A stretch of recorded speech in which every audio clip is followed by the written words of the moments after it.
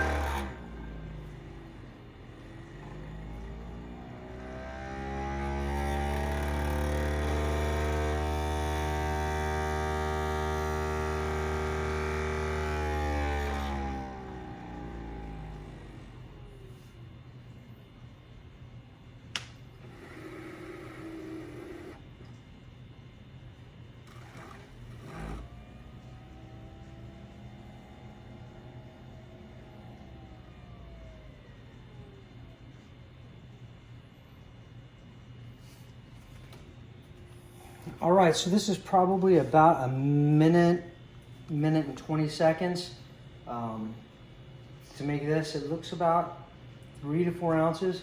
This is a dark Italian espresso roast. I can tell you it's very hot. I should have had my infrared thermometer to give you an idea. Much quieter than I expected. I was expecting the centrifugal force spinning the coffee to be much louder.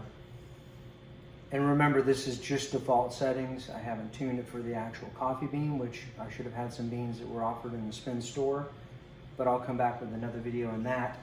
And had a nice crema. The crema looks like it's kind of blown out, probably the cheap coffee bean, but good aroma. We're getting an indicator which looks like there's the grinds in the maker, but again, I only read the quick start guide, but I'll give you an initial reaction to the test.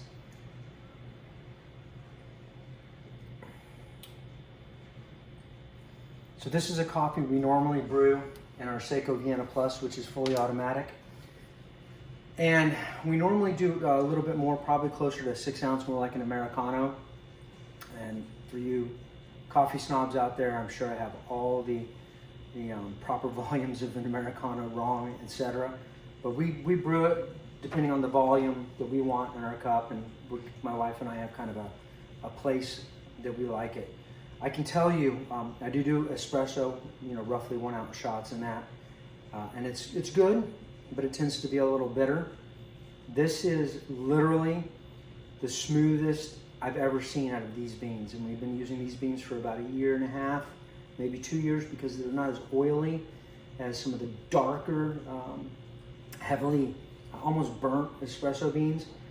I feel that, the dark roasts, I know espresso beans shouldn't be dark and oily, but they don't clog up the machine like a Starbucks French roast would do, for example. This is a game changer as far as flavor and palate. It is so smooth, not bitter, and it is so intense. So first reaction, absolutely amazing. Thanks for watching.